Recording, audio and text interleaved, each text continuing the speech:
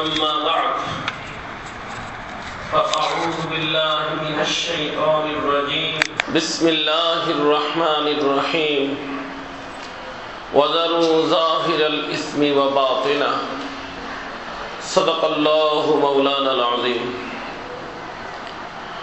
محترم حضرات علماء کرام मुअज़्ज़ज़ हाज़िरीन अल्लाह रब्बुल इज़्ज़तेर बहुत बड़ा एहसान ও মেহেরবানি আল্লাহ পাক আমাদের সকলকে এই ইসলাহি মজলিসের মধ্যে আসার এবং বসার তৌফিক দিয়েছেন। এজন্য সকলেই আল্লাহ পাকের শুকর আদায় করি আলহামদুলিল্লাহ। আমার ভাইয়ের দোস্ত, আপনাকে এবং আমাকে আল্লাহর ওলি হতে হবে। সব তবকার মানুষই কি হইতে হবে? আল্লাহর ওলি। ইমাম সাহেবকে আল্লাহর ওলি হইতে হবে, মুক্তাদিকে আল্লাহর ওলি হইতে হবে, উস্তাদকে আল্লাহর ওলি হইতে হবে, তালেবে ইলমকে আল্লাহর ওলি হইতে হবে, পুরুষদেরকে আল্লাহর ওলি হইতে হবে, মহিলাদেরকে আল্লাহর ওলি হইতে হবে। সকলকেই আল্লাহর ওলি হওয়া জরুরি। আল্লাহর ওলি মানে ওলি আল্লাহ আরবিতে বলে, এর বাংলা অর্থ আল্লাহর ওলি। ওলি মানে বন্ধু, ওলি মানে বন্ধু। তার কারণ হলো যে যারা আল্লাহর বন্ধু হবে তারাই আল্লাহর জান্নাতে যাইতে পারবে। যারা আল্লাহর বন্ধু হবে না তারা আল্লাহর জান্নাতে যাইতে পারবে না। আর জান্নাতে তো আমাদের সকলকেই যাইতে হবে, কি বলেন ঠিক না? জাহান্নাম তো সহ্য করার মতো না, আর আমাদের কারো কাম্য না। সকলেই চাই কোথায় যাব? জান্নাতে যাব। তো জান্নাতে যাইতে হলে কি হইতে হবে? আল্লাহর ওলি। আর জান্নাতে যেহেতু সকলকে যাওয়া দরকার, অর্থাৎ সকলকেই আল্লাহর ওলি হইতে হবে।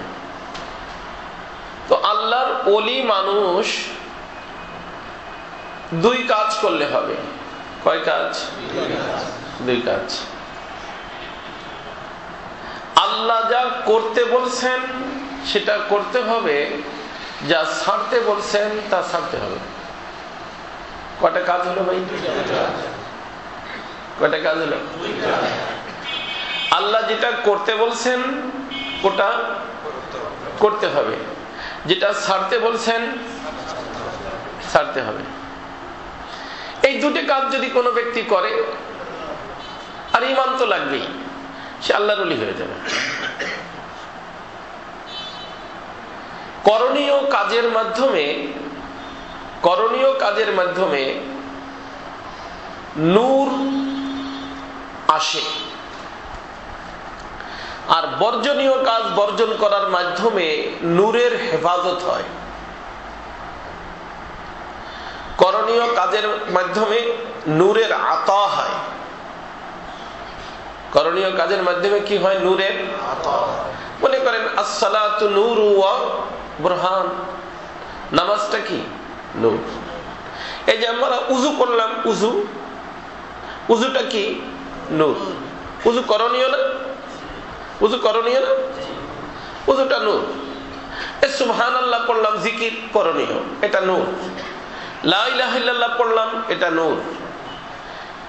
এমনি ভাবে যে কোনো করণীয় কাজ এটা যদি আমরা করি তো এর মাধ্যমে কি আসে? নূর আসে। নূর পাওয়া যায়। কিন্তু সেই নূরটাকে ধৈর্য রাখা যায় যখন জীবনটা গুনাহ মুক্ত জীবন হয়। বর্জনীয় কাজ বর্জন করার কি হয়? তৌফিক হয়। করণীয়টা করলাম, বর্জনীয়টা ছাড়লাম না, তাহলে ওই করণীয় কাজের মাধ্যমে যে নূরটা আমার আসছে, আমার অ্যাকাউন্টে আসছে, নূর আসছে। নামাজের বরকতে কত নূর আসবে, কত নেকি আসবে আল্লাহ পাক জানেন। কারণ নামাজের ভিতরে কত সূরা তেলাওয়াত করা হয়, এক এক অক্ষরে 10 নেকি, নামাজের ভিতর পড়লে আরো অনেক গুণ বেশি নেকি, তাই না? এরকম হিসাব করে দেখা যায় যে মনে করেন যে 10 রাকাত নামাজ যোহরের আপনি পড়ছেন, কয়েক লক্ষ নেকি আপনার অ্যাকাউন্টে চলে আসছে। আসবে না? আসবে। কিন্তু নামাজের পরেই আবার এমন একটা কাজ করলাম যেই কাজটায় আমার নেকিটা নষ্ট করে দেয়। সেটা হলো যেই কাজটা আমার বর্জন করা দরকার ছিল সেটা আমি বর্জন করি নাই। নামাজ পড়ে বাহিরে গেলাম, একজন মহিলার সাথে দেখা, তার সাথে গল্প দিলাম দাঁড়ায় দাঁড়াইয়া। তো ওই যে নামাজের মাধ্যমে যে নেকিগুলো আসছিল আমার অ্যাকাউন্টে, ওই নেকিগুলো কিন্তু এই বর্জনীয় কাজ বর্জন না করার কারণে কি হয়ে গেল? নষ্ট হয়ে গেল। আর যদি আমি বর্জনীয় কাজটা বর্জন করতাম তাহলে আমার নেকিটা কি থাকতো? হেফাজতে থাকতো। কথা কি বুঝতে পারতেছেন আপনারা? তো করণীয় কাজের মাধ্যমে নেকির ইনকাম হয়, নেকি আসে। আর বর্জনীয় কাজ বর্জন করার কারণে নেকির হেফাজত হয়, নেকির হেফাজত হয়। তো এই মুহূর্তে আম ভাবে উম্মত এই এক সমস্যার ভিতরে। আলহামদুলিল্লাহ, আল্লাহ পাকের মেহেরবানি, আল্লাহ পাকের ইহসান, করণীয় কাজ করার একটা জজবা সব মানুষের ভিতর পয়দা হয়ে গেছে। আজকে এই যে মিছিলের কথা বললে দেখা যায় যে মানুষ কাম কাজ বাদ দিয়ে মিছিলে চলে আসতেছে। মাশাআল্লাহ, মোবারক, ইমানি জজবা দরকার দরকার। মিছিলে জুড়বেন, ফ্রান্সের ব্যাপারে যেখানেই মিছিল হবে যদি তৌফিক হয়ে যাবেন, এটা ইমানি জজবা, এটা দরকার। এতে সব পাবো না। আজকে আমি যাচ্ছিলাম ওই যে শরীয়তপুর, সকালে মিছিল যাচ্ছে, মানুষ হাইটে হাইটে যাইতেছে, বুড়ো বুড়ো মানুষও তার ভিতরে আছে। অনেক বেশি মায়া লাগতেছিল। আলহামদুলিল্লাহ, রসুলের মহব্বতে হাঁটতেছে না? কার মহব্বতে হাঁটতেছে? আল্লাহ রসুলের মহব্বতে হাঁটছে। নেকি হইতেছে না? নেকি হইতেছে। কিন্তু আমাদেরকে শয়তান যেটা করে, শয়তান খুব মনে রাখবেন, শয়তান চায় না যে আমরা লাভবান হই। অতএব শয়তানের প্রথম চেষ্টা সেটা হলো যে আমরা যেন নেকির কাজ করতে না পারি। নেকির কাজ বিভিন্ন ভাবে আপনাকে এবং আমাকে বুঝাবে, না দরকার নাই, এই সেই ইত্যাদি ইত্যাদি। কিন্তু আমি যদি আমার ইমানি বলে বলিয়ান হইয়া ওই কাজটা করে ফেলি, শয়তান কিন্তু হাল ছাড়ে না। সে তখন চিন্তা করে যে আমার নেকি নষ্ট হয়ে গেছে। নেকি তো ছিল, আমার স্টকে নেকি ছিল, কিন্তু সেটা কি হয়ে গেছে? নষ্ট হয়ে গেছে। অর্থাৎ একও আমি স্টক খালি করে দেব। করছে করুক, ওর নেকি যাতে ওর অ্যাকাউন্টে না থাকে তার আমি কি করব? ব্যবস্থা করব। কথা বুঝছেন? তখন আপনার এবং আমার থেকে এমন কিছু কাজ করায় দেয় যেই কাজগুলো নিষিদ্ধ কাজ, যে কাজগুলো আল্লাহর পক্ষ থেকে তার অনুমতি নাই, এমন কিছু কাজ আপনাকে এবং আমার দ্বারা করায় দেয়। তো করায় দেওয়ার কারণে ওই যে নেকি, যেগুলো আমি করণীয় কাজের মাধ্যমে মেহনত করে করণীয় কাজটা করে আমার অ্যাকাউন্টে নিয়েছিলাম, ওই অ্যাকাউন্টটাকে ও জিরো করে দেয়। কথাটা কি বুঝতে পারছেন? এজন্য আমার দোস্ত সর্বক্ষণ চৌকান্ন হবে যে কোনোভাবেই যেন আমার একটা নেকি কিনা হয়ে যায়, নষ্ট না হয়ে যায়। আর তার জন্য অনেক বেশি গুরুত্বের সাথে বর্জনীয় কাজ বর্জন করার সিদ্ধান্ত নিতে হবে। আলেম হই, গারে আলেম হই, সকলকে, তালেব ইলমদেরকে শয়তান আমাদেরকে অনেক সময় দিনের সুরতে বা দিনের কাজ করায় দেয়। বাহ্যিকভাবে দিন। একজন মহিলা বলছে যে হুজুর আমার একটু কোরআন শরীফ পড়াই দেন, আমার কোরআন শরীফ পড়তে বলেছে। বুঝলেন? আর আপনি আপনার শয়তানে দেখবেন বুদ্ধি দিবে, একজন মানুষ সে এই বয়সে কোরআন শরীফ পড়তে চাইছে, তুমি কোরআন শরীফ পড়াই দিবে না, মিয়া পড়াও তাহলে। শয়তানে আপনার বুদ্ধি দিবে কি করার, পড়ানের না পড়ানের? কেন? কারণ শয়তান জানে যে ওরে কোরআন শরীফ পড়াইতে যদি বসাই দিতে পারি, হইতে পারে দুর্ঘটনা ঘটাই দেওয়া সম্ভব। কোরআন শরীফ সামনে দিয়ে না বসাইলে এই হুজুরের সাইজ করা যাবে না। কথা কি বুঝতেছেন না বুঝেন না? তার অর্থ শয়তান এক আজীব জিনিস। আর আল্লাহর থেকে তো পারমিশনই নিছে, যা মন চায় তাই বলতে পারবে। ঘুরে বলুক, সোজা বলুক, উল্টা বলুক, সবটার দ্বারা উদ্দেশ্য কি? আপনাকে এবং আমাকে পথভ্রষ্ট করে দেওয়া। লাউগবিয়ান্নাহুম আজমাইন, সকলকে পথভ্রষ্ট করে দেওয়া। পথভ্রষ্ট মানে কি? পথ মানে কি? রাস্তা। কিসের রাস্তা? জান্নাতের রাস্তা। ও জান্নাতের রাস্তার থেকে এদিক সেদিক হয়ে গেছে না? তো আমরা যাতে জান্নাতের রাস্তায় না থাকতে পারি, জান্নাতে যাইতে না পারি, এটা ওর চেষ্টা। আর তার প্রথম চেষ্টা শয়তানের যেটা হয় সেটা হলো নেকির কাজ না করি। কিন্তু যদি করে ফেলি, এখন এই নেকিটা যাতে ধরে রাখতে না পারি, সেটা তার কি চেষ্টা থাকে? নেকিটাকে নষ্ট করে দিবে। আর এই নেকি নষ্ট করার বিভিন্ন লাইন, বিভিন্ন গুনাহ, যে সমস্ত গুনার মাধ্যমে নেকি কি হয়ে যায়? নষ্ট হয়ে যায়। তার ভিতরে সবচেয়ে গুরুত্বপূর্ণ যে গুনাহটা, যেই গুনাহটায় তার নেকি নষ্ট করে দিছে, যেই গুনায় তার নেকি নষ্ট করছে, কয়টা গুনায়? সেটার নাম কোরআনের ভাষায় তাকাব্বুর। কোরআনের ভাষায় বাংলায় বলে অহংকার। বাংলায় বলে অহংকার। আর অহংকারের আরবি তারিফ হলো বাতরুল হক গামতুন নাস। হক সামনে আসছে, হক গ্রহণ করতে পারে না। হক তো হক ভাই, হক কথা বলছে মেনে নাও। এই যে হক গ্রহণ করতে না পারা, এটা অহংকারের লক্ষণ। আর গমতুন নাসের অর্থ হলো মানুষকে হেয় চোখে দেখা, অন্যকে কিসের চোখে দেখা? মানে কি? সে ছোট, সে ছোট। এই যে সে ছোট, এই চিন্তা যখন কোন ব্যক্তি, যেরকম শয়তানের ভিতর চিন্তা আসছে কি সে ছোট, কে? আদম আলাইহিস সালাম। এই যে সে ছোট, তো এই যে সে ছোট আমি বড়, এটা কার অভ্যাস? হ্যাঁ, শয়তানের সব কিছু নষ্ট হয়েছে অনেকগুলো গুনার কারণে, নেই একটার কারণে। কথা কি বুঝতেছেন? আমি কি কখনো চিন্তা করছি যে আমি কত মানুষকে ছোট নজরে দেখি, আর নিজের খালি বড় হুজুর মনে হয়? আমার মতো বড় হুজুর বোধহয় বাংলাদেশে আর দ্বিতীয় জন নাই।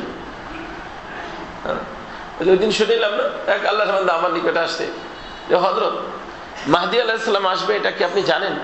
আমি বলি হ্যাঁ বাবা জানি তো, মাহদী আলাইহিস সালাম আসবেন, হাদিস শরীফের ভিতরে আসছে। তো হযরত আমি কিন্তু সেই মাহদী, বুঝছেন? আমাকে বলতেছি আমি কিন্তু সেই মাহদী। আমি বললাম তোর নাম কি? নাম বলবো আবার, হ্যাঁ চিনবেন না আপনারা? সিরাজুল ইসলাম। আমি বলি তোর নাম সিরাজুল ইসলাম, আবার তুই মাহদী, এটা কিভাবে? তোর আব্বার নাম কি? তোর আম্মার নাম কি? কারণ এইটা ওই সময় মতো হয়ে যাবে, এই নাম সময় মতো। শয়তানি ধরছে তো, সবাই মদিনা হয়ে যাবে। এই জন্য আমার দোস্ত, আল্লাহ তাআলা আমাদেরকে হেদায়েত নসিব করেন। আলহামদুলিল্লাহ, করণীয় কাজ করার জজবা এই মুহূর্তে আমাদের মাঝে অনেক বেশি। মুবারক ওলামাদের মধ্যে, তোলাবাদের মধ্যে দেখেন না, তোলাবাই কেরাম কোনো জায়গায় মাহফিল হইলে চলে যায়, যে খুব মাশাআল্লাহ বয়ান টয়ান শুনে চিল্লাচিল্লি করে, ভালো কথা। কিন্তু ওই ওখানে যে বাতিলের বিরুদ্ধে তুমি হুঙ্কার মারলা রে বাবা, কিন্তু তোমার ভিতরেও তো বাতিল আছে না? সে কে? নফস। সে কে? তুমি এই যে বাতিলের হুঙ্কার টুঙ্কার মাইনা নামাজ কালাম না পড়ে এসে শুয়ে রইলা, অনেক বড় দিনের কাজ হয়ে গেল না? মিছিলে গেলাম, নামাজ নেই। মিছিলটা বেশি গুরুত্বপূর্ণ না নামাজ পড়া বেশি গুরুত্বপূর্ণ? হ্যাঁ, দেখা যায় যে মিছিলে যায় নামাজ মানুষ ভুলে যায়। আজকে আল্লাহর বান্দারা একটা মূর্তি বানাইছে, তো আমার সাথে যে ছিল যে হযরত এটা মূর্তির ভিতরে আসবে না, আমি বলি মূর্তির ভিতরে তো আসবে রে বাবা, কিন্তু আমাদেরকে শয়তান কি করে? দিনের কাজ করতে বলে, না তোমরা হুজুর মানুষ, দিনের কাজ করতে হবে, কিন্তু সেই দিনের কাজ করতে যাইয়া বদ্দিন ঢুকাই দেয়। কি ঢুকাই দেয়? যাতে দিনের লেভেল লাগাইয়া বদ্দিন করাই দেয়। সওয়াব তো দূরের কথা, গুনার বোঝা মাথায় নিয়ে বাসায় ফিরে আসি। কথা কি বুঝতেছেন? এজন্য আমার দোস্ত, আপনার এবং আমার প্রত্যেকটা মানুষের জন্য জরুরি হলো দাওয়াত ও তাবলীগের মেহনত করি, খানকা পরিচালনা করি, রাজনীতি করি, আর মাদ্রাসা চালাই, ব্যবসা বাণিজ্য করি, সব জিনিসের ভিতরে খেয়াল রাখতে হবে যে আমি শরীয়তের উপরে আছি কিনা। কিসের উপরে আছি কিনা? আমি একজন শিক্ষক, আমি শরীয়তের উপর আছি কিনা? আমি একজন মুহতামিম, আমি শরীয়তের উপর আছি কিনা? আমি একজন ব্যবসায়ী, আমি শরীয়তের উপর আছি কিনা? শরীয়তের উপর যদি কোনো ব্যক্তি থাকে, আলহামদুলিল্লাহ, ওকে, তার জীবন ধন্য। আর যদি একটা দিনই কাজ করতে যায় শরীয়ত ছুটে যায়, বুঝতে হবে যে এখানে কি নাই? দিন উদ্দেশ্য নাই, আল্লাহ পাকের রেজা, আল্লাহর সন্তুষ্টি উদ্দেশ্য নেই। কারণ আল্লাহর রেজা, আল্লাহর সন্তুষ্টি যদি উদ্দেশ্য থাকবে, তাহলে দিন কেন ছুটবে, শরীয়ত কেন ছুটবে? আজ আমাদের অধিকাংশ জায়গার ভিতরে এই সমস্যা হচ্ছে। দিনের কাজ করতেছি, দিনের দাওয়াত দিচ্ছি, তার ভিতর বদ্দিনী ঢুকে যাচ্ছে। বদ্দিনীর তরিকায় দিন জিন্দা করা, কথা কি বুঝতেছেন? তরিকাটা বদ্দিনী, তরিকাটা অমুসলিমদের। তরিকাটা কাদের? আর আমি জিন্দা করতে চাচ্ছি কি? কথা কি বুঝতেছেন আপনারা আমার? তরিকাটা অমুসলিমদের, আর সেই তরিকার মাধ্যমে আমি জিন্দা কি করতে চাচ্ছি? দিন জিন্দা হবে। কথাটা বুঝতেছেন? দিন জিন্দা করার জন্য দিনের তরিকা ধরতে হবে। দিন জিন্দা করার জন্য দিনের তরিকা ধরতে হবে। বদ্দিনী তরিকা দিন জিন্দা করতে চাওয়া, এটা একটা শয়তানি ধোঁকা। আর এই ধোঁকার ভিতরে বর্তমানে আমাদেরকে শয়তানে ফেলায় রাখছে। অধিকাংশ জায়গার মধ্যে লেভেল দিনের দিন নাই, লেভেল দিনের, এটাই শয়তানের একটা কঠিন ধোঁকা। কারণ শয়তান জানে যে এই সমস্ত মানুষ দিনের পাগল। কিসের পাগল? লেভেলটা দিনের যদি ঢুকাই দিতে পারি আর ভিতরে যদি আর কিছু দিয়ে ওটা নষ্ট করতে পারি, এটা সহজ। দিনের লেভেল না লাগাইলে এটা ঠিক হবে না। এই জন্য শুনছেন একটা ঘটনা, একটা লোকের নাম ইসলাম উদ্দিন। নাম কি? কিন্তু কাম সব গায়রে ইসলামী। নাম থাকে না অনেক সময়, নাম ইসলাম উদ্দিন কিন্তু কাম সব গায়রে ইসলাম, উল্টা পাল্টা করে। এলাকার মানুষ তারে খুব খারাপ দৃষ্টিতে দেখে। ওই বেচারা একবার আসার সময় যে রোডের ভিতরে যে মেন হোল থাকে না, ওর ভিতর পড়ে গেছে, এখন উঠতে পারতেছে না। এখন ওখান থেকে সেই বেচারা চিৎকার করতেছে, ভাই ইসলাম খতরে মে হ্যায়, ইসলাম খতরে মে হ্যায়। খতরায় কি? হ্যাঁ, ইসলাম, ইসলাম খতরে মে হ্যায়। লোকজন দৌড়ে আসছে, কি ব্যাপার? এসে দেখে দেবো পড়ে গেছে। তবে একটা মানুষ তো ধরে উঠেছে, হ্যাঁ ভাই তুমি না বল চিৎকার করে ইসলাম খতরে মে, ইসলাম খতরে মে, কি ব্যাপার? বেয়াকুব মার্কারা, আমি যদি বলতাম ইসলাম উদ্দিন খতরে মে হ্যায়, আমি তো পড়ে গেছি, তাহলে একজন আসতেন, আমি জানতাম, হইতে পারে উপর থেকে ঢাকনা লাগাই দিতাম। এই জন্য আমি ওই ইসলাম উদ্দিন না বললে বলছি কি, হ্যাঁ কি খতরে মে, ইসলাম খতরে মে হ্যায়। আর ইসলামকে সবাই ভালোবাসে, সবাই দৌড়ে আসছে, আমার জান বেঁচে গেছে বেটা। এই জন্য আমি ইসলাম উদ্দিন বলিনি। কথা বুঝেন নেই তো? ধোঁকাবাজও বুঝে যে মানুষকে ধোঁকা কিভাবে দিতে হবে। এজন্য আমরা ধোঁকা না খাই। একটা একেবারে সিম্পল একটা কথা সকলে মনে রাখবো, সেটা হলো যে আমি যেই কাজে দিনের জন্য করতে যাব, কিসের জন্য? দিনের জন্য। ওই দিনের জন্য কাজ করতে যায় যেন আমার দিন না ছোটে। কথা কি বুঝতেছেন?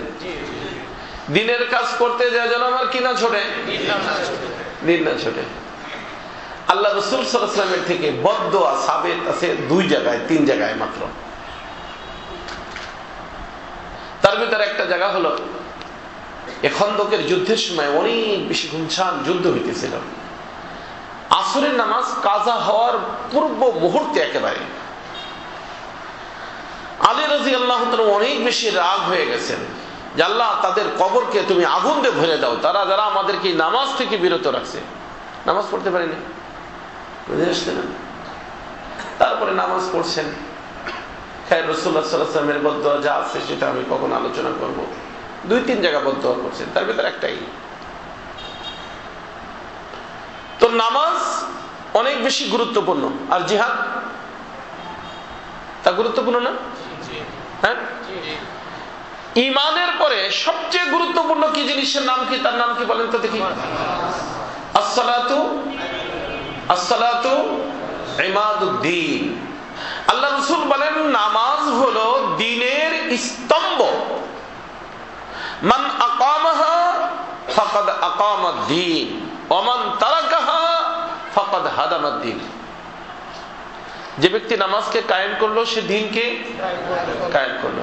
যে নামাজকে ছেড়ে দিল, হাদামা, হাদামা উলামা হযরত কঠিন শব্দ। হাদামা মানে এই বিল্ডিংকে আপনি একেবারে ভাঙ্গে চুরমার করে দিলেন, এর নাম হলো হাদামা, চূর্ণ বিচূর্ণ করে দেওয়া। তো যে ব্যক্তি নামাজকে নষ্ট করে দিল সে কি করে ফেললো? দিন নষ্ট করে ফেললো। এখন আমি দিন প্রতিষ্ঠিত করতে যাই যদি দিন নষ্ট করে ফেলি, কথা বুঝেন নেই? আবার আমরা দেখা যাচ্ছে কি প্রতিষ্ঠিত করতে যাই, কি দিন, কিন্তু দিনের যে স্তম্ভ নামাজ, নামাজ নাই, জামাত নাই, নামাজের ব্যবস্থা নাই, নামাজের চিন্তা নাই, যা বলার বলতেছি, যা করার করতেছি। আমার দোস্ত, এটা তরিকা না। তরিকা হলো আমার আপনার করণীয় বর্জনীয় প্রত্যেকটা কাজ রাসূলুল্লাহ তরিকায় হইতে হবে। কার তরিকায়? হ্যাঁ, রাসূলুল্লাহর তরিকা কখনো হাত থেকে ছাড়া যাবে না। এই যে মনে করেন আমাদের এই যে সুফিয়া কেরাম সুলুক ও তরিকাতের লাইনে দেখবেন নফি ইসবাতের জিকির শেখানো হয়। নফি ইসবাতের জিকির, লা ইলাহা ইল্লাল্লাহ। দেখবেন মাঝে মধ্যে মুহাম্মাদুর রাসূলুল্লাহ বলতে হয়। কেন? এর রহস্য কি? আমাদের হযরত মাওলানা কারি তৈয়ব সাহেব রাহমাতুল্লাহ আলাইহি দারুল উলুম দেওবন্দের মুহতামিম ছিলেন, অনেক বড় মানুষ ছিলেন, কাসেম নানুতুবির খানদানের মানুষ এবং আমাদের থানবীর খাস খলিফা ছিলেন। হযরতে লিখছেন এর কারণ হলো যে একটা মানুষ যখন লা ইলাহা ইল্লাল্লাহ এই জিকির করে, তার অর্থ হলো তাওহীদ। লা ইলাহার জিকিরের অর্থ হলো কলবের ভিতর কি বসানো? তাওহীদ বসানো। তো তাওহীদ বসানোর জিকিরের ভিতরে রিসালাত কেন ঢুকবে?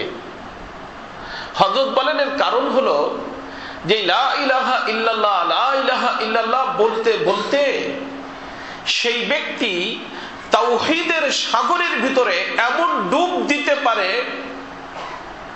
যে রিসালাত ভুলে গেছে, শরীয়ত ভুলে গেছে। শরীয়ত কি হয়ে গেছে? হ্যাঁ, বলছে কি? আরে রিসালাত মানে শরীয়ত, রিসালাত মানে শরীয়ত ভুলে গেছে। তো হযরত বলেন যে এই লা ইলাহা ইল্লাল্লাহ জিকিরের মধ্যে মাঝে মধ্যে মুহাম্মদুর রাসূলুল্লাহ বলায়া ওই ব্যক্তিকে এই কথা স্মরণ করায় দেওয়া, আল্লাহ তাআলা তোমার তাওহীদের সাগরে ডুব দিয়া কেউ আল্লাহ তাআলা কবুল করবেন না যদি তোমার এই ডুবটা রাসূলের তরিকায় না হয়। কার তরিকায় না হয়? হ্যাঁ, ডুবটা দিছে কোথায়? তাওহীদের সাগরে। কিন্তু ডুবটা যদি রাসূলের তরিকায় না হয় তাহলে আল্লাহ কি করবেন না? আল্লাহ এটা কবুল করবেন না। এই কথাটা বুঝেনের জন্য আমাদের আকাবিরিনরা মাঝে মধ্যে কি বলেন? মুহাম্মাদুর রাসূলুল্লাহ। আরেক হাদিস শরীফের ব্যাখ্যা আমাদের থানবী করছেন, আজীব। এগুলো মনে রাখবেন, মনে রাখবেন, মনে রাখবেন। দেখেন আমার দোস্ত, সব সময়ের জন্য মনে রাখবেন যে আমলের ভিতর কিন্তু দুটো সাইড। একটা হলো সিহহাতে আমল আর একটা হলো কবুলিয়াতে আমল। একটা হলো আমলটা সঠিক হওয়া আর একটা হলো আমলটা কবুল হওয়া। কবুল হইতে হইলে রাসূলের তরিকায় হইতে হবে। রাসূলের তরিকায় না হলে কি হবে না? কবুল হবে না। আমার যে কোনো কাজ রাসূলের তরিকায় হইতে হবে। কি বলে? আমি তো বলি রাসূলের তরিকা যদি কেউ গালি দেয় সওয়াব পায়, আর রাসূলের তরিকা বাদ দিয়ে আই লাভ ইউ বলে গুনাহ হয়। কথা বুঝেননি? মোহাব্বত ভালো জিনিস না খারাপ জিনিস? ভালো জিনিস, কিন্তু রাসূলের তরিকায় করে নাই, তাহলে কি হবে? গুনাহ হবে না? আর যদি গালি দেয়, গালি পাক্কা গালি, কিন্তু দেয় কিসের? কি তরিকায়? রাসূলের তরিকায়, সে গালিতে কি পাবে? সওয়াব পাবে। কথাটা কি বুঝছেন? গালি যদি রাসূলের তরিকায় হয় তাতে সওয়াব পাওয়া যায়, আর ইবাদতও যদি রাসূলের তরিকায় না হয় তাতে কি হয় না? সওয়াব হয় না, আল্লাহর দরবারে কবুল হয় না। আল্লাহ রাসূলের তরিকা এত গুরুত্বপূর্ণ।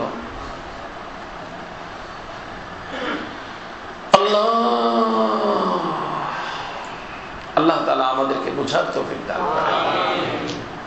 আমাদের হযরত থানবী রাহমাতুল্লাহ আলাইহি এক হাদিস শরীফ, যে আমাদের নবী আলাইহিস সালাতু ওয়াস সালামের মামুল ছিল, অভ্যাস ছিল, আল্লাহ রাসূল সাল্লাল্লাহু আলাইহি সাল্লাম খবর নিতেন।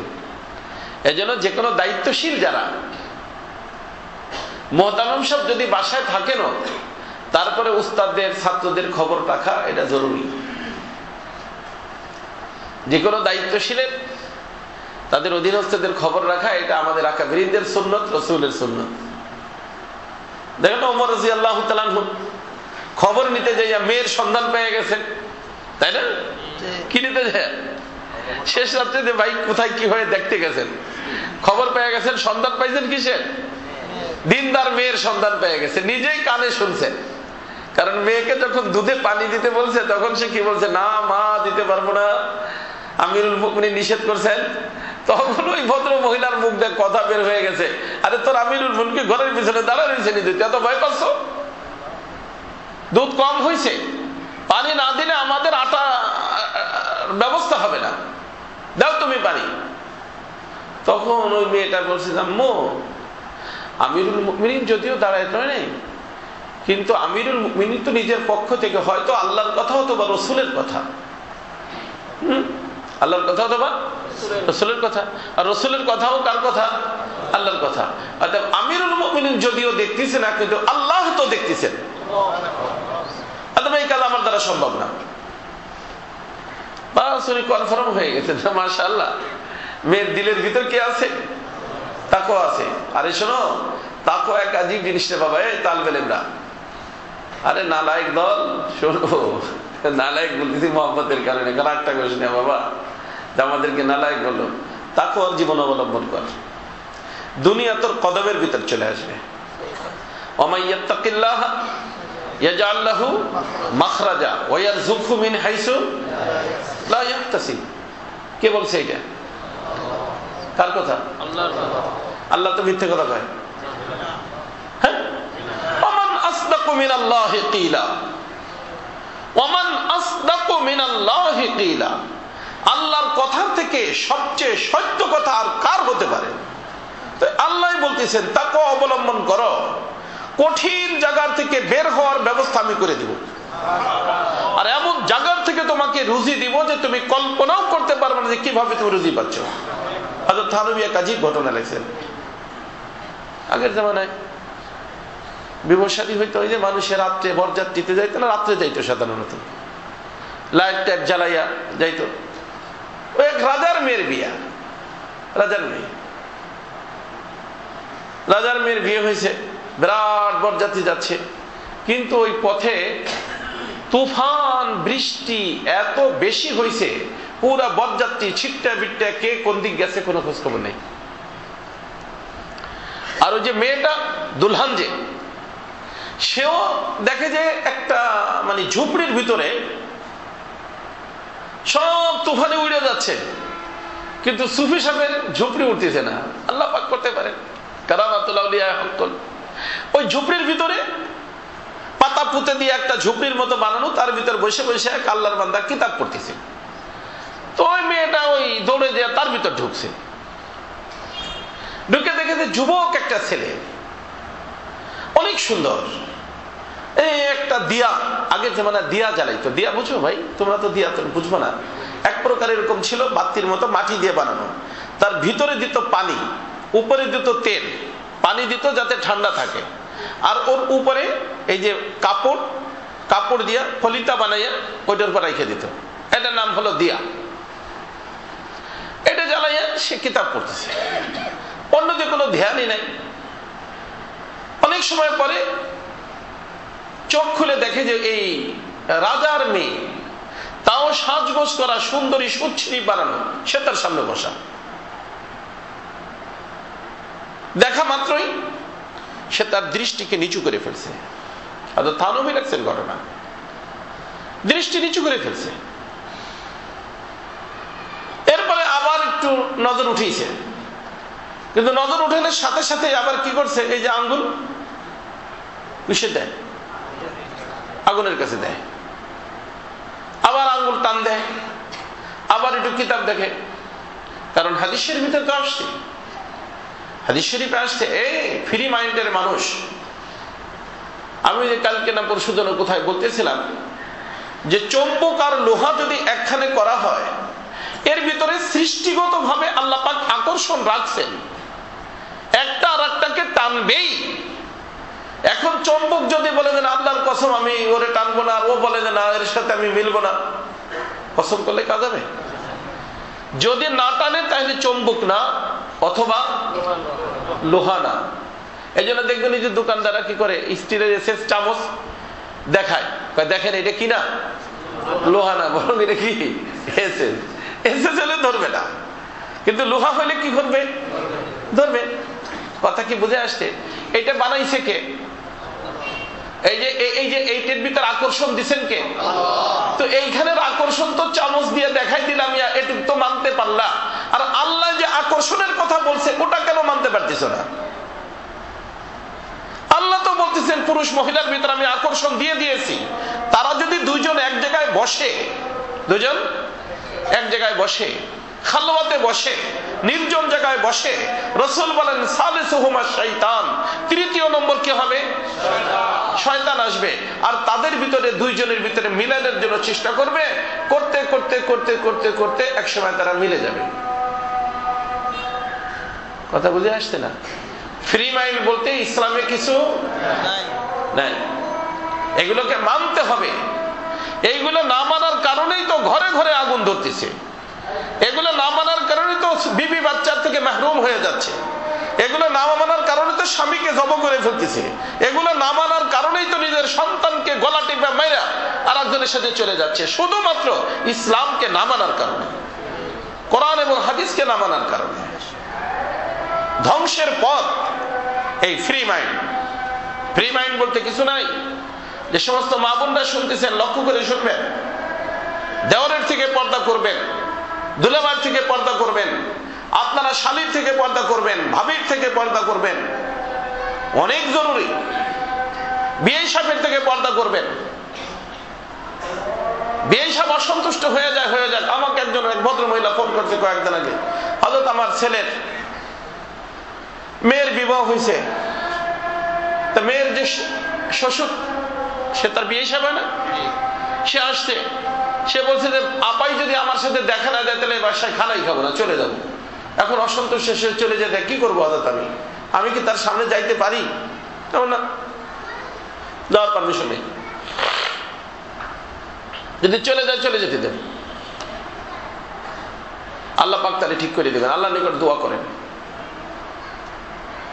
আমাদের সমাজে একটু আগে আমি বলতেছিলাম যে আমাদের সমাজে বর্তমানে পরিস্থিতি হলো এই যে হযরত আমার বোন অসন্তুষ্ট হয়ে যায়, হযরত আমার ভাই অসন্তুষ্ট হয়ে যায়, অথচ সেখানে গুনাহ। ভাই, তার অসন্তুষ্টির চিন্তা তো তুমি করলা, কিন্তু যে রব্বুল আলামিন তোমাকে বানাইছেন তার অসন্তুষ্টির চিন্তা তুমি করলা না। তোমাকে চিন্তা করার দরকার ছিল ভাই অসন্তুষ্ট হয়ে যাক, আমার খালেক ও মালিক আমার পর সন্তুষ্ট না হয়।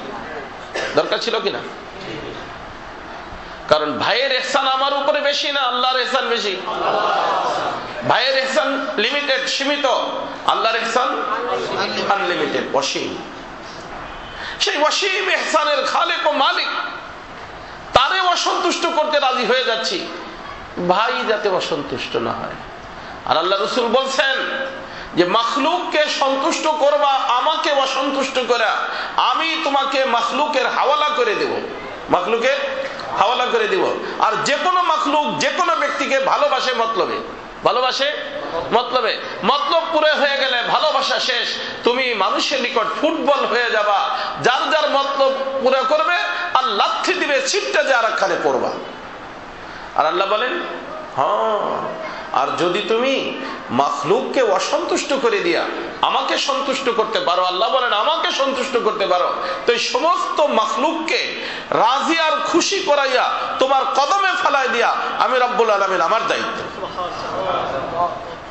আমরা মায়ের এখানে খেয়ে যাচ্ছি, অমুক অসন্তুষ্ট হয়ে গেল, অমুক অসন্তুষ্ট হয়ে গেল।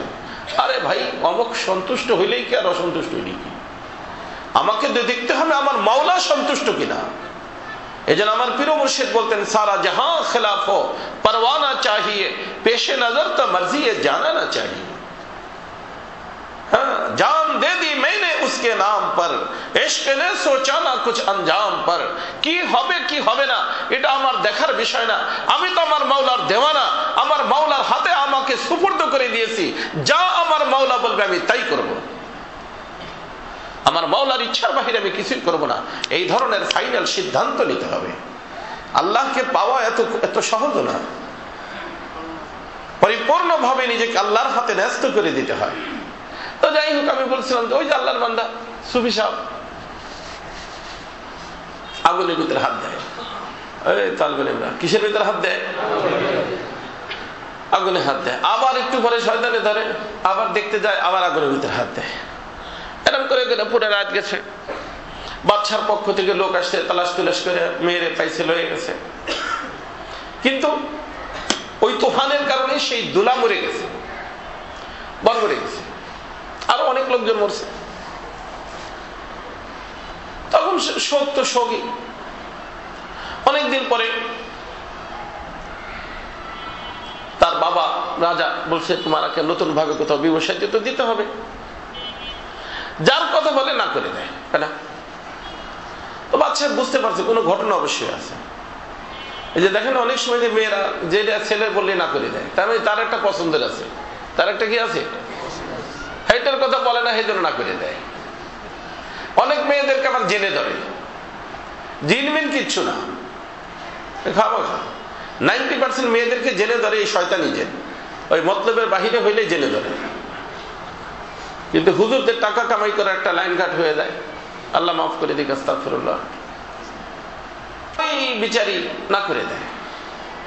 তখন সে রাজা চিন্তা করছে যে ভাই কারণ কি?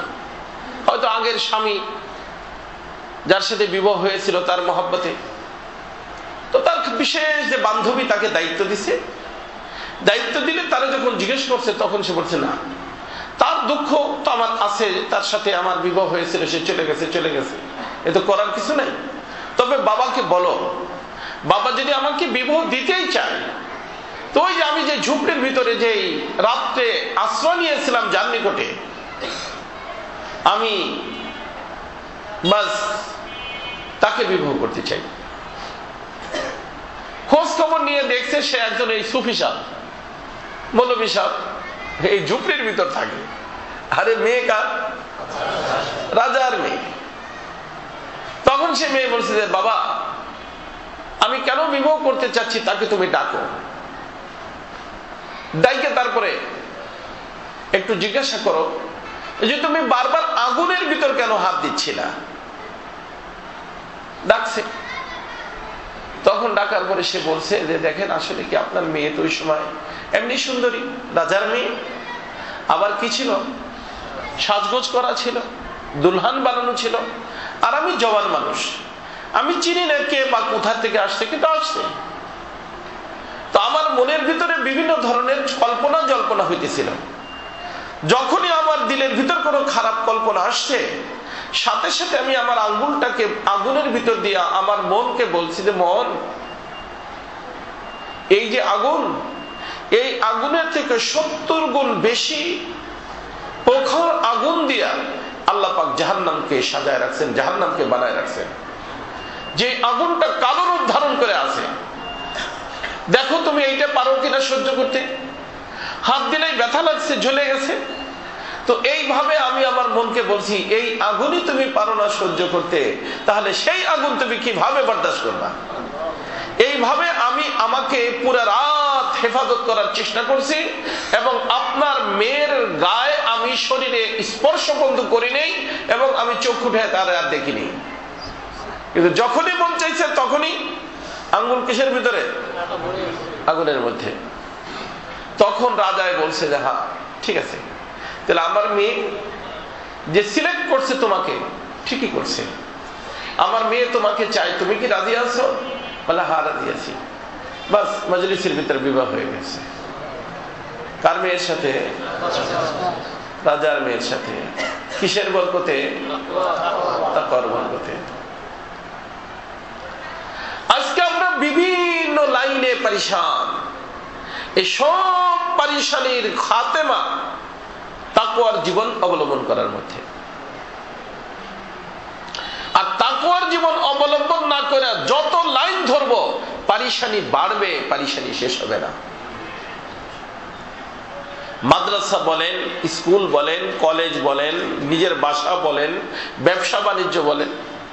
আজকে আমি শরীয়তপুর থেকে আসছি এখানে, ওখানে এক দোকানদার বেচারা দোকান শুরু করবে, মেডিসিনের দোকান। আমি ওকে বললাম যে শোনো বাবা, আমার এতে দোয়া করাও আর না করাও, কিন্তু তুমি একটা জিনিসের সিদ্ধান্ত নাও যে বেশি লাভ করবে না সিন্ডিকেট করে, আর নকল ওষুধ বিক্রি করবে না।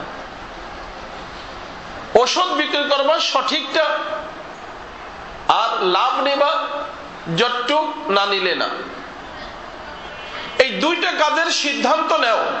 তারপরে তোমার দোকানে যদি তুমি লাভবান না হও, দূর দূরান্ত থেকে আল্লাহ পাক মানুষ যদি তোমার দোকানে না পাঠায়, তখন তুমি আমার সাথে যোগাযোগ করো। আর আমার মতো মৌলবী, হাজার মৌলবী এসে দোয়াও যদি করে দেয়া যায়, আর তোমার ভিতর সততা না থাকে, আল্লাহ পাকের পক্ষ থেকে তোমার পর মায়ের আসবে, সেই মায়ের থেকে আমিও বাঁচাইতে পারবে না, কেউ তোমাকে বাঁচাইতে পারবে না। এজন্য আমার দোস্ত, আমি বলতেছিলাম শরিয়ত, প্রত্যেক জিনিসের মধ্যে কিসের আয়াত রাখবো? শরিয়ত। পারা যাবে না ইনশাআল্লাহ। আমি বলতেছিলাম যে এক ঘটনার কথা, যে আমাদের রাসূলুল্লাহ সাল্লাল্লাহু আলাইহি সাল্লাম বের হইতেন, অবস্থা দেখতেন। তো আমাদের হযরত আবু বকর, আগে মসজিদে নববীর চতুর্দিক দিয়ে কি ছিল? বাসা ছিল, সাহাবায়ে কেরামের বাসা ছিল।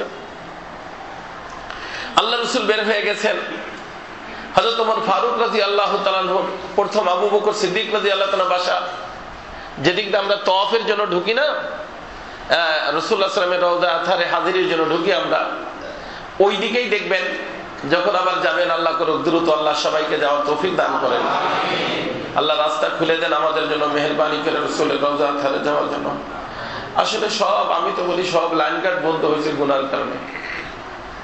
কিসের কারণে? আমরা এই শুরুতে যখন যাইতাম, দেখতাম কোন মানুষ যদি ছবি তুলতো, রে বাবা, ছবি তো ক্যামেরা ছাড়া তোলা যেত না। ক্যামেরা যদি গোপন কাপনে কোনো মানুষ নিয়ে একটা ছবি তুলতো, সাথে সাথে পুলিশ আসতো। পুলিশ আইসা ক্যামেরাও নিয়ে যেত, সেই লোকটাকে ধরে নিয়ে যেত, সব কিছু ডিলিট করাইতো, কি দেখি করতো, ক্যামেরা রাখে দিত, আজীব ধরনের শাস্তি দিত। এখন কি কোনো শাস্তি আছে? আহা, রাসূলের রওজা শরীফের সামনে দাঁড়াইয়া ছবি তুলতেছে, আবার ভিডিও কল দিচ্ছে, এই যে দেখি যে রওজা শরীফের সামনে আছে, এই আছে, সেই আছে, ছাতা আছে, মাথা আছে। ইন্না লিল্লাহি ওয়া ইন্না ইলাইহি রাজিউন।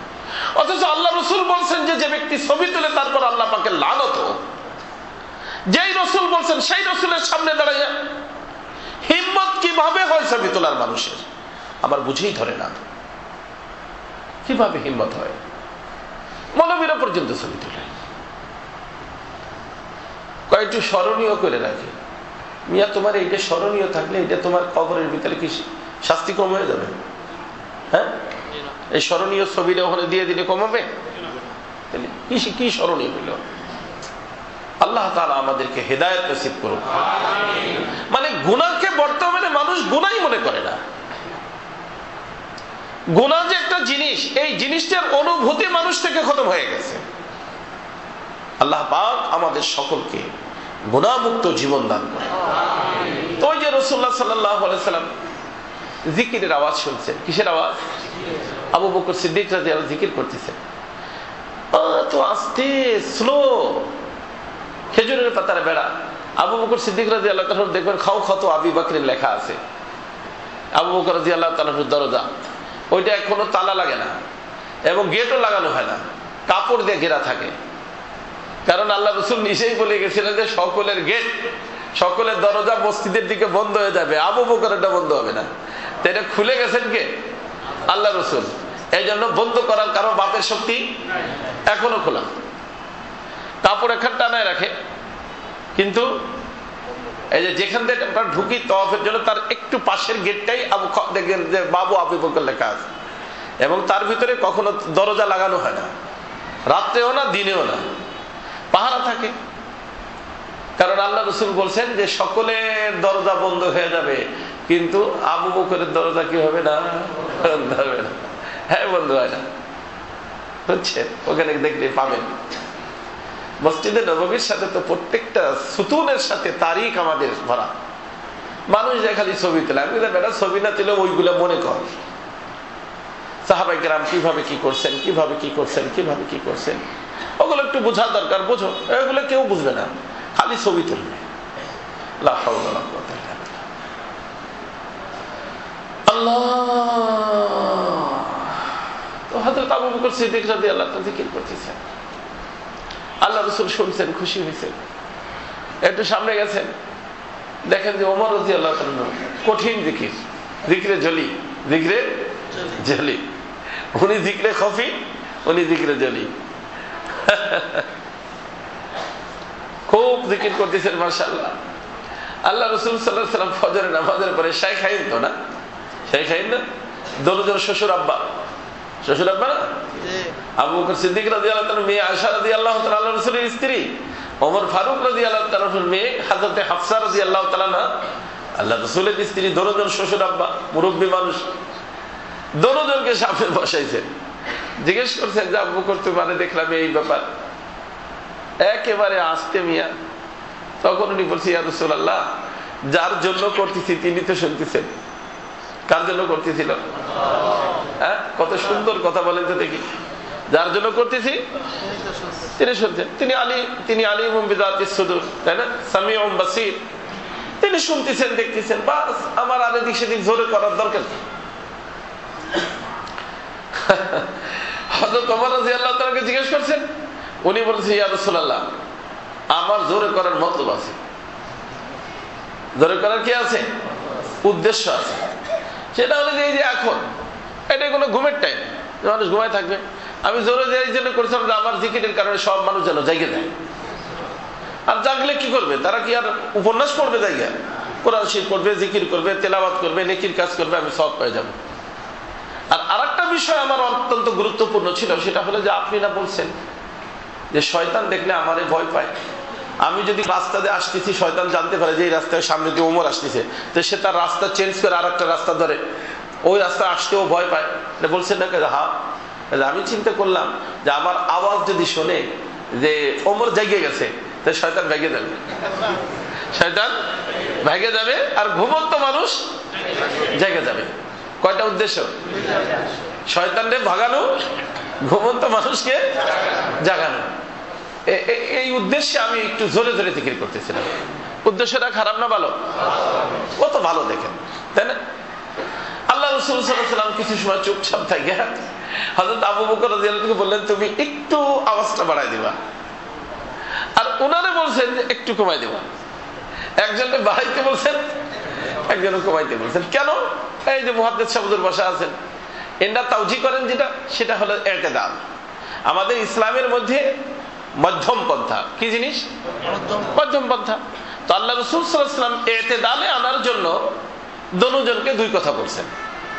কিন্তু আমাদের হাকিমুল উম্মত মুজাদ্দিদুল মিল্লাত আশরাফুল ইসলাম থানভী রাব্বানাল্লাহু মারকাদাহু বলেন যে আসলে কিয়ামত পর্যন্ত, মনে রাখবেন, কিয়ামত পর্যন্ত আনেওয়ালি যে উম্মত, সেই উম্মতকে রাসূল একটা সবক দিতে চাচ্ছেন। কি দিতে চাচ্ছেন? সে সবকটা হলো এই যে তুমি একটা কাজ যদি তোমার নিজের ইচ্ছায় করো, যতই ভালো ইচ্ছা হোক, সেটা যদি রাসূলের অনুমোদিত না হয়, তাহলে সেটা আল্লাহর দরবারে কবুল হবে না। আল্লাহর দরবারে কবুল তখন হবে যখন ওটা রাসূলের সুন্নতের সিল, রাসূলের অনুমোদনের সিল তোমার ওই আমলটার উপরে লাগা থাকবে। তখন ওই আমলটা ছোট হোক বড় হোক, ডাইরেক্ট আল্লাহ পাকের দরবারে যাবে এবং সেটা কবুল হয়ে যাবে। কথা কি বুঝছেন? তো ওমর রাদিয়াল্লাহু তাআলা কমাইয়া, আবু বকরের বাড়াইয়া রাসূল সুন্নতের তালিম দিয়েছেন। কিসের তালিম দিয়েছেন? সুন্নতের তালিম। কিসের তালিম? সুন্নতের তালিম। এজন্য আমার দোস্ত, আমরা এই একটা জিনিসের প্রতি সকলেই একটু খেয়াল রাখবো যে যে যা করতে যাই দ্বীনের নামে, কিসের নামে? কিসের নামে? দ্বীনের নামে, সেখানে যেন দ্বীন নষ্ট না হয়ে যায়। দ্বীন যদি নষ্ট হয়ে যায়, তাহলে সেটা আর দ্বীনের কাজ থাকবে না। এই যে মাওলানা আব্দুর রহমান আজাদ কামরাঙ্গীচর, গতকাল এক মাদ্রাসার উদ্বোধন হয়েছে। শুরু তো হয়েছে 6 মাস আগের থেকেই, হিজরাদের মাদ্রাসা। কিছুদিন আগে আমার নিকটে আসছে, তখন আমি বলছি দেখো যে আমাদের শরীয়তে মুতাহহারা কমপ্লিট, আল-ইয়াওমা আকমালতু লাকুম দীনাকুম। আমাদের দ্বীনের ভিতরে কোনো অস্পষ্টতা নাই। কিয়ামত পর্যন্ত যত সমস্যা আসবে, সব সমস্যার সমাধান মৌলিকভাবে আমাদের কিতাবের মধ্যে আছে। বুঝে আসছে না? কোরআন এবং হাদিসের মধ্যে আছে। অতএব এই যে তৃতীয় লিঙ্গ যে হিজড়া, খুনসা বলে আরবিতে, এদের বিষয়টাও তো শরীয়তে আছে, এরা যে শরীয়তের বাহিরে তারা। অতএব শরীয়তকে সামনে রাখা তোমার তালিমের ব্যবস্থা করতে হবে, শরীয়তকে সামনে। কারণ এদের ভিতরে দুই প্রকার। এক প্রকার হলো যে যারা পুরুষদের সাদৃশ্য, তো শরীয়ত বলে সে পুরুষের হুকুমে। আর যদি মহিলাদের সাদৃশ্য হয় তাহলে মহিলাদের হুকুমে। আমি বলছি যে যে সমস্ত হিজড়ারা মহিলাদের সাথে সম্পৃক্ত, তাদেরকে তোমার এই শিক্ষকরা, পুরুষরা তাদেরকে এরকম সামনাসামনি পড়াবে না। হ্যাঁ, কিছুদিনের জন্য মেহনত এমন ভাবে করবে যে তাদেরকে না দেখে তাদেরকে যোগ্য বানায় দিয়া যে তারাই মাদ্রাসা পরিচালনা করতে পারে, এমন পরিস্থিতি যখন হয়ে যাবে তখন তুমি মাদ্রাসা শুরু করবা। আলহামদুলিল্লাহ, কিছুদিন আগে একবার আসছে যে হযরত 5 জন এরকম রেডি হয়ে গেছে যে যারা কোরআন কারীম নিজেরা সুন্দরভাবে পড়তে পারে এবং পড়াইতে পারবে, হিজড়ারাই। কয়জন? 5 জন। আমি বিসমিল্লাহ, মাদ্রাসা শুরু করো, ইনশাআল্লাহ আমি আসবো। আমি গতকাল গেছি সেখানে, কারণ তাদেরকে তো জাহান্নাম থেকে বাঁচানো আমাদের দায়িত্ব। তারা জাহান্নামে চলে যাক, তারাও তো আমাদের আদম আলাইহিস সালামের সন্তান নাকি? নাকি তারা ওই জিন্নের সন্তান? এক পুরুষ মহিলা, তারা পুরুষও না মহিলাও না, বানাইছেন কে? তাদেরকে দিনের উপর আনার চিন্তা করার দায়িত্ব কার? আমাদের। কথা বুঝে আসছে? তার অর্থ যে কোনো কাজ ভালো হিসেবে করব, ইবাদত হিসেবে করব, তার মধ্যে যেই জিনিসের খেয়াল রাখতে হবে সেটা হলো যে শরীয়তে মুতাহারা অনুযায়ী হলো কি হলো না। শরীয়ত যেন বরকাফে জামে শরীয়ত, বরকাফে সন্দানে ইশক। এই জন্য যে ইশক ও মোহাব্বতের রাস্তা, সুলুক ও তরিকাতের রাস্তা, পীর মুরিদের রাস্তা, এর ভিতরে যায় মানুষ শরীয়তকে হারায় ফেলে। কিন্তু আমাদের আকাবিরিন, আমাদের বড়রা বলছেন যে না, শরীয়তকে সাথে নিয়ে চলতে হবে, শরীয়তকে সাথে নিয়ে চলতে হবে। ইশক ও মোহাব্বতের কারণে ওই দিন এক পীরের ব্যাপারে দেখছি যে মুরিদরা লুঙ্গি তার টাইনে খুলে ফেলতেছে, লা হাওলা ওয়ালা কুওয়াতা ইল্লা বিল্লাহ। কয় যে ওয়াশদের হালাতে শিখেছে, ওয়াশদের হালাতে পীর রে ল্যাংটা করে ফেলতেছে। আউযুবিল্লাহি মিন যালিক। কিসের ওয়াশ এটা? কিসের ওয়াশ এটা? শরীয়তকে কখনো পীর মুরিদি হোক, ব্যবসা বাণিজ্য হোক, মিছিল হোক, আর যাই কিছু হোক, শরীয়তকে সাথে নিয়ে চলতে হবে। কি নিয়ে? শরীয়তকে সাথে নিয়ে চলতে হবে। এবং শরীয়ত প্রত্যেকটা জিনিসের সীমা দিয়ে দিয়েছে। শরীয়ত প্রত্যেকটা জিনিসের স্তর বলছে, তাই না? বলছে না? এখন কালিমা একজন জানে না, কালিমার দাওয়াতই দিলেন না, নামাজের দাওয়াত দিয়ে দিলেন। প্রথম কালিমার দাওয়াত দিতে হবে না নামাজের দাওয়াত দিতে হবে? হ্যাঁ, কালিমার দাওয়াত, তারপরে নামাজের দাওয়াত। ওই দিন আমি এখানে গেছি, মাশাআল্লাহ খুব খেদমত করতেছে, কল্যাণমূলক কাজ করতেছে, সেবামূলক প্রতিষ্ঠান। আমি বললাম যে বাবারে শোন, সেবা একজনের ঘর বানায় দিয়া, এ তো কাফেররাও বানায় দিচ্ছে না? কত এনজিও আমাদের দেশে আছে না, তারা মুসলিম না অমুসলিম, ঘর বানায় দিচ্ছে। এটা সেবা, আলহামদুলিল্লাহ, এটা করো। কিন্তু এর থেকে বড় সেবা হলো একটা মানুষকে জাহান্নাম থেকে বাঁচায় দেয়া। কি বলেন? একজনের ঘর দিয়া দিয়া বড় সেবা, না তারে জাহান্নাম থেকে বাঁচানোর চিন্তা করা বড় সেবা? ঘর দিয়ারে সেবা সবাই মনে করে, একজনকে জাহান্নাম থেকে বাঁচায় দেওয়ার সেবার চিন্তা কেউ করেও না। আর করলে কাজে মিয়া তুমি তো তাবলিগ ওয়ালা, এটা কেন সেবামূলক কাজই লই না? সেবা কোনটা? বিল্ডিং বানাই দিয়া, পায়খানা বানাই দিয়া, এটা না সেবা। আসল সেবা তো এই যে সেই লোকটা যার বান্দা, তার থেকে সে ডিসকানেক্ট হয়ে গেছে, তুমি তাকে ধরে নিয়া প্যার মোহাম্মতের সাথে সেই রব্বুল আলামিনের সাথে কানেকশন করায় দাও, সম্পর্ক করায় দাও, তাল্লুক পয়দা করে দাও। এটা হলো সবচেয়ে বড় সেবা, সবচেয়ে বড় সেবা। এটা কেউ সেবা মানতে রাজি না। মানে আমাদের মেজাজটা এই শোনেন, আমাদের মেজাজটা এমন হয়ে গেছে, অমুসলিমদের জিনিস দেখতে দেখতে, অমুসলিমদের কথা শুনতে শুনতে, অমুসলিমদের চর্চা দেখতে দেখতে আমরা যারা ইসলাম নিয়ে চিন্তা করি, ফিকির করি, ইসলামের ধারক বাহক মনে করি, এই সমস্ত লোকগুলোর থেকেও ওই তাদের নকল করতে যাইয়া যা হওয়ার তাই হয়ে যাচ্ছে। মনে তো করতেছি বিরাট দিনের খেদমত করতেছি, কিন্তু আমার দোস্ত এখানে তো কিছু বুঝে আসবে না। এখানে কিছু বুঝে আসবে? বুঝে আসবে ওখানে ফাসাউফা তারা ইযান কাশাফাল গুবারু আফরাসুন তাহতা রিজলিকা আম হিমারু। এজন্য আমার দোস্ত, কোথায় গেল পানি খাওয়া? আমি লম্বা করতে চাচ্ছি না, আর বোধহয় সময় হয়ে গেছে। যে বিষয়ের উপরে আমি বলতেছিলাম যে শরীয়তকে সবসময় সাথে রাখবো, পারবো না ইনশাআল্লাহ। আর শরীয়ত দুই ধরনের জিনিসের নাম। কয় ধরনের? কয় ধরনের? এক প্রকার করণীয়, এক প্রকার বর্জনীয়। 3 নম্বর কিছু নাই। করণীয়, বর্জনীয়। করণীয়টা করব, বর্জনীয়টা ছাড়বো, বাস শরীয়তের উপর আমল হয়ে গেল। পারা যাবে ইনশাআল্লাহ? সিদ্ধান্ত আজকে নেওয়া যাবে না? আমি তো সিদ্ধান্ত নিতে পারি, তাই না? আমার জন্য নাকি ভাই? আমার জন্য সিদ্ধান্ত নিতে পারি না, অন্যের জন্য পারি না পারি, আমার জন্য তো পারি যে আজকের থেকে আমি শরীয়ত অনুযায়ী চলবো। আজকের থেকে আমি, আর শরীয়ত মানে করণীয়টা করব, বর্জনীয়টা ছাড়বো। আল্লাহ যা করতে বলছেন তা করব, আল্লাহ যা ছাড়তে বলছেন তা ছাড়বো। মন যতই বলুন করণীয়টা ছাড়তে, আমি ছাড়বো না। মন যতই বলুন বর্জনীয়টা করতে, এই মন কিন্তু বলবে বর্জনীয়টা করতে আর করণীয়টা ছাড়তে। এর সঙ্গ দিবে মিস্টার ইবলিস। কজন হলো? 2 জন। এদের চাহিদা, এদের ইচ্ছা আল্লাহর চাহিদার সাংঘর্ষিক চাহিদা। আল্লাহ যদি করতে বলে, নফস কি বলে? ছাড়তে। আল্লাহ যদি ছাড়তে বলে, নফসে বলে করতে। আর শয়তান বলে, বেটা এত কম বয়সে এত সুফি সব সাদিস না, এর জন্য অনেক লম্বা সময় আছে। মানে ও জানে ও যেরকম লম্বা সময় পেয়েছে, এরকম আমরা কি লম্বা সময় পেয়েছি?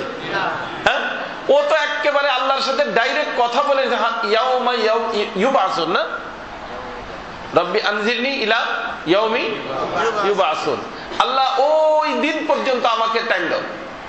আল্লাহ বলেন ফাইন্নাকা মিনাল মুনজারিন, যাও তোমাকে সময় দিয়ে দিলাম। এরকম আপনারে আমারে সময় দিছে কার কার জানা আছে? হ্যাঁ, দিছে কাউরে? যে কোনো মুহূর্তে আজরাইল আলাইহিস সালাম কি করতে পারে?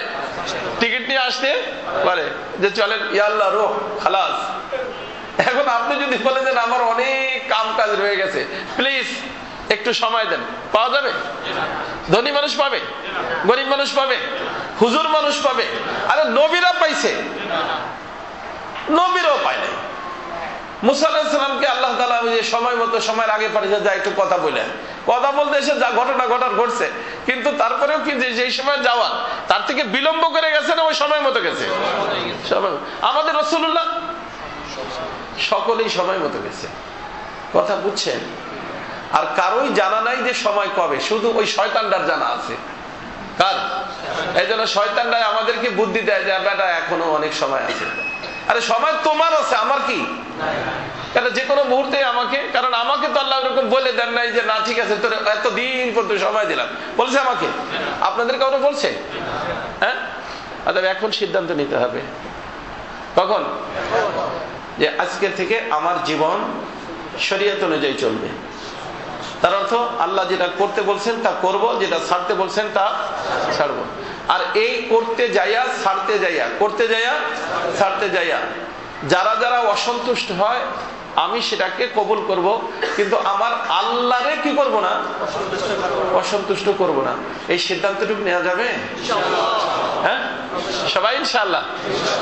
বাস, তাহলে আমার জীবনও ধন্য, আপনাদের জীবনও ধন্য। বাকি এই সিদ্ধান্ত নেওয়ার পরে অ্যাক্সিডেন্ট হবে। কি হবে? অ্যাক্সিডেন্ট ইচ্ছায় হয় না অনিচ্ছায় হয়? হ্যাঁ, অনিচ্ছায়। ইচ্ছা তো এইটাই যে অ্যাক্সিডেন্ট করব না, কিন্তু যদি হয়ে যায়, যদি হয়ে যায়, আল্লাহ বলেন টেনশন নিও না, আমি তোমার হাতে আমি একটা কেমিক্যাল দিয়ে দিলাম। কি দিয়ে দিলাম? সেই কেমিক্যাল হলো তওবার কেমিক্যাল। এটা সবার হাতে দিছে আল্লাহ, সবার হাতে দিয়ে দিছে। কিসের কেমিক্যাল? যে বাস হয়ে গেছে, তওবা করো। কি করো? তওবা করো। তওবা করলে লাভটা কি হবে? আল্লাহ পাক বলেন যে এই যে তওবার কারণে, তওবা না মানে তোমাকে অ্যাক্সিডেন্টের কারণে তোমার গাড়ি গুড়ি চূর্ণ বিচূর্ণ হয়ে গেছে, ওখানে বসে তুমি খালি তওবা করো, আমাকে ডাক দাও যে আল্লাহ ভুল হয়ে গেছে। তোমার এই ভাঙ্গা গাড়িকে আগে যেরকম ছিল তার থেকে অনেক সুন্দরভাবে গড়া আমি তোমাকে দিয়ে দেব। হ্যাঁ, বাদদালনা সাইয়্যাতিহিম হাসানাত, সাইয়্যাতকে আমি হাসানাতে পরিবর্তিত করে তোমাকে চমকায় দেব আমি। এই জন্য ইচ্ছা করে করব না, অনিচ্ছায় হয়ে গেলে সাথে সাথে কি করব? তওবা করব। পারবো না ইনশাআল্লাহ? ইচ্ছা করে করব না, অনিচ্ছায় হয়ে গেলে সাথে সাথে কি করব? যেখানে গুনাহ ওখানে তওবা, যেখানে গুনাহ ওখানে তওবা। এজন্য আমার পীর মুর্শিদ বলতেন, তুমি গুনাহ করছো, জমিন গুনার সাক্ষী হয়ে গেছে, ওখানে দাঁড়ায় তওবা করো, যাতে করে এই জমিন বলে যে হ্যাঁ গুনাহ হইছিল কিন্তু সে তওবা করছে, এই তওবার সাক্ষী আমি দিচ্ছি। তো গ্রহণযোগ্য গুনার সাক্ষী হবে না তওবাটা হবে?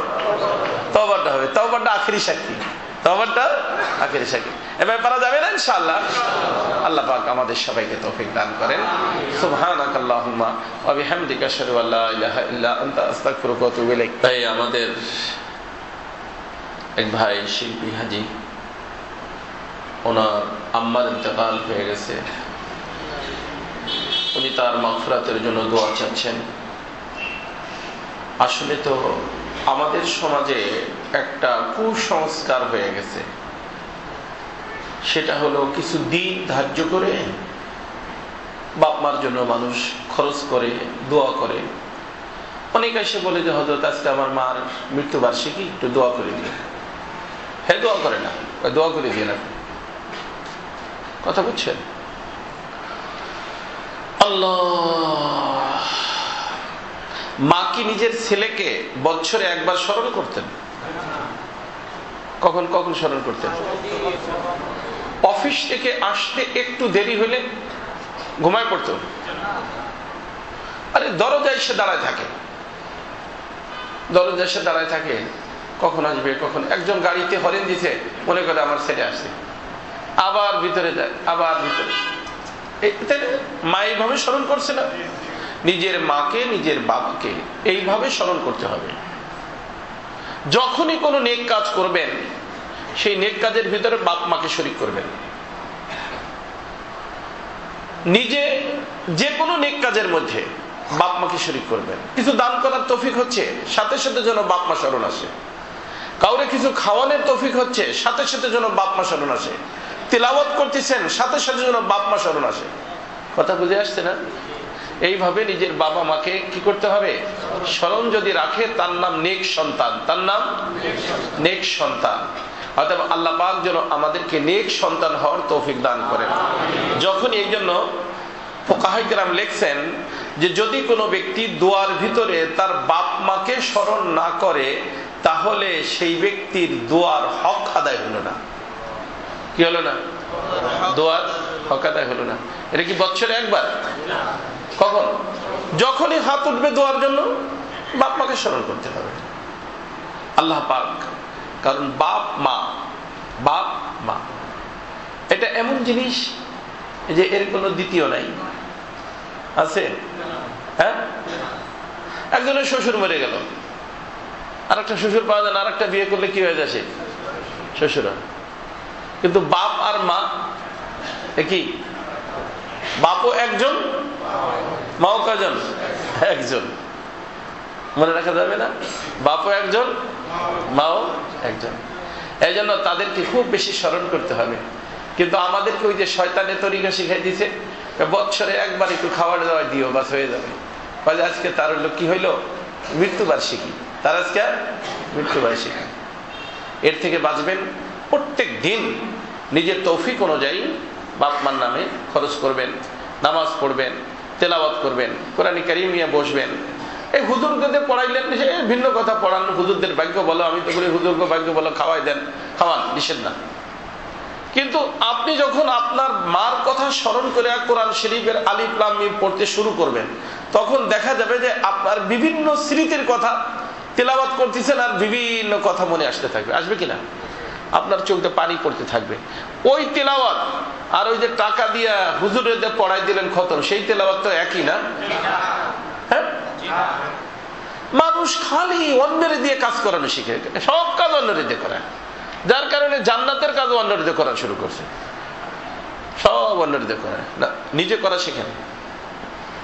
নিজের বাপ মার জন্য দোয়া নিজে করবেন, প্রত্যেক দিন করবেন। হ্যাঁ, অন্যের দিয়ে দোয়া করানো নিষেধ না, কিন্তু অন্যের দিয়ে করাইয়া নিজে বসে থাকবেন, ওই ছাত্রদেরকে নাইকা কোরআন শরীফ পড়াইয়া আপনি ওদিক টিভি চালাইতে থাকবেন যে সেই স্যার খতম হয়ে গেছে, হাজির সাহেব আসেন দোয়া হবে। আচ্ছা, দোয়া করে দেন। কেন? এগুলো কোত্থেকে শিখছেন? এগুলোর থেকে তওবা করতে হবে। নিজের কাজ নিজের করতে হবে, নিজের কাজ নিজের করতে হবে। বাপ মার হক আদায় করা আমার জন্য জরুরি। আমাদের আকাবিরিন এইটাই শিখেছেন, নিজের কাজ নিজে। ওমর রাদিয়াল্লাহু তাআলা আনহু এক মহিলার জন্য 2 উট ভরে মাল নিয়ে যাচ্ছেন। দেখবেন মুহাদ্দিসিন জানেন, হুজুরা জানেন। খাদেমে বলছে, হযরত রশিদ আমার হাতে দেন, আমি নিয়ে যাই। উনি বলছেন, না রে বাবা, কিয়ামতের দিন তোমারে আল্লাহ জিজ্ঞেস করবেন না, জিজ্ঞেস করবেন আমাকে করতে দাও। আমরা কেন যেন নিজের কাজ নিজে করতেই পারি না। আখিরাতের কাজ সব নিজেরটা ভুলে গেছি, সবকিছু অন্যের দিয়ে করাইতে চাই। এটা আরেকটা ধোঁকা। এই ধোঁকার জগৎ থেকে আমাদের বের হয়ে আসতে হবে। মুরব্বীদের জন্য ইসালে সব নিজের পক্ষ থেকে নিজে করবো ইনশাআল্লাহ। পারবো না ইনশাআল্লাহ? তো যাই হোক, এখন দোয়া হবে। সময় একটু বেশি হয়ে গেছে, কোনো সমস্যা নাই। আমাদের নিজেদের মসজিদ, নিজেদের মাদ্রাসা, নিজেদের খানকা, বুঝে আসছে না? আলহামদুলিল্লাহ, দেরি হইতেই পারে, কোনো ব্যাপার না। তো আমরা সমস্ত মারহুমিনদের নিয়েতে 3 বার সূরা ইখলাস পড়ি, এরপর ইনশাআল্লাহ দোয়া হবে। বিসমিল্লাহির রহমানির রহিম।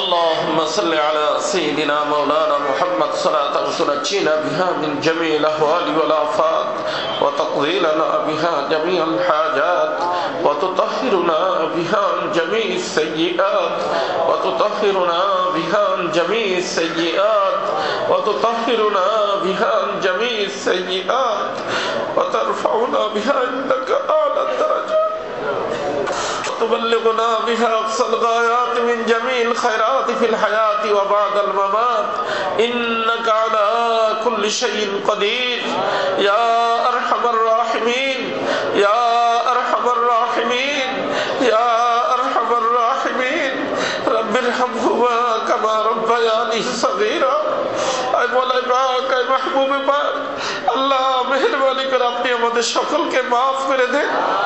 আল্লাহ জীবনে যত ভুল চুক হয়ে গেছে মাফ করে দেন। আল্লাহ যত অন্যায় করে ফেলেছি মাফ করে দেন।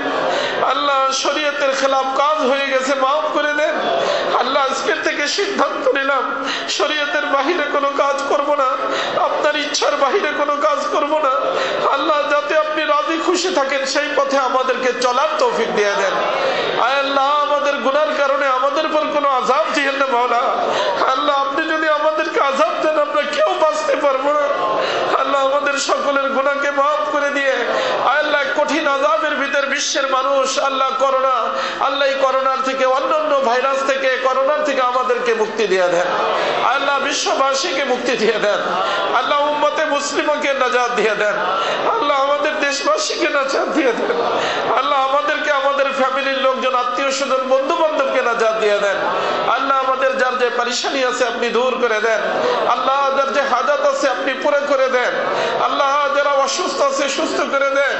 আল্লাহ যারা বেরোজগার আছে রুজির ব্যবস্থা করে দেন। আল্লাহ অনেক মানুষ ঋণগ্রস্ত হয়ে গেছে মাওলা, আল্লাহ ঋণ পরিশোধ করার ব্যবস্থা করে দেন। আল্লাহ ব্যবসায়ীদের ব্যবসার ভিতর বরকত দিয়ে দেন। আল্লাহ ব্যবসায়ীদের ব্যবসার ভিতর বরকত দিয়ে দেন। আল্লাহ আমাদের পুরো দেশের উপর আপনি রহমতের দৃষ্টিতে তাকান। আমাদের পুরো দেশের উপর রহমতের ফয়সালা করে দেন।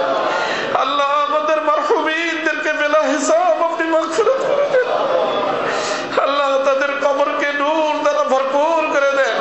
আল্লাহ তাদের জন্য জান্নাতুল ফিরদাউসের ফয়সালা করে দেন। আল্লাহ আমাদের দাওয়াত ও তাবলীগের মেহনতকে কবুল ফরমান। আল্লাহ এই করোনার কারণে আল্লাহ সম্ভাবনা আছে আল্লাহ ইজতেমা না হওয়ার ব্যাপারে আলোচনা চলতেছে। আল্লাহ করোনার থেকে মুক্তি দিয়ে ইজতেমার জন্য আপনি ব্যবস্থা করে দেন। সময় মতো ইজতেমা হয় তার জন্য যা যা প্রয়োজন গায়েবের থেকে আপনি ইন্তজাম করে দেন। আল্লাহ বিশ্ববাসীকে এই বিশ্ব ইজতেমায় সকলে আসতে পারে। আল্লাহ আমাদের সকলের মারকাজ বাইতুল্লাহ শরীফ, আল্লাহ আপনার রাসূলের রওজা আতহার, আল্লাহ আমরা যাইতে পারি না, কত মানুষ ছটফট করতেছে। আল্লাহ করোনার থেকে বিশ্ববাসীকে নাজাত দিয়া আমাদের সকলকে বাইতুল্লাহ হাজিরির আপনি তৌফিক দিয়ে দেন। আপনার রওজায়ে আতহারে রাসূলের রওজায়ে আতহারে হাজিরির তৌফিক দিয়ে দেন। আয় আল্লাহ আপনি মেহেরবানি করে আমাদের সমস্ত মাদারিস, মাকাতিব, মাসাজিদ, খানকাকে কবুল ফরমান। আয় আল্লাহ অধিকাংশ মাদ্রাসার মালি হালাত দুর্বল, আল্লাহ ছাত্রদের গ্রাম স্বল্প বেতন পান, বেতন বাকি, বিবি বাচ্চাকে নিয়ে চলতে অনেক কষ্ট হচ্ছে মাওলা। আল্লাহ যাদের মাধ্যমে আপনি এই রুজি দিয়ে থাকেন তাদের কারোবারের ভিতর বরকত দিয়ে দেন। আল্লাহ তাদেরকে এই মাদারিসের খেয়াল রাখার তৌফিক দিয়ে দেন। আল্লাহ সমস্ত মাদ্রাসার সমস্ত জরুরিয়াতকে গায়েবের থেকে আপনি পুরো করে দেন। আল্লাহ আমাদের এই মাদ্রাসা মসজিদ খানকাকে আপনি কবুল ফরমান। আল্লাহ এই মাদ্রাসা মসজিদ খানকাকে কবুল ফরমান। আল্লাহ এখানে যারা আসে কাউকে আপনি মাহরুম করেন না মাওলা। আল্লাহ এটাকে আপনি হার লিহাজে তারাক্কি আতা ফরমান। এর সমস্ত জরুরিয়াতকে গায়েবের থেকে পুরো করে দেন।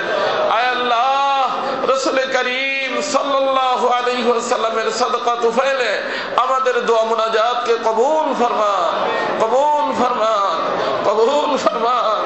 সুবহান রাব্বিকা রাব্বিল ইজ্জাতি আম্মা ইয়াসিফুন ওয়া সালামুন আলাল মুরসালিন আলহামদুলিল্লাহি রাব্বিল আলামিন।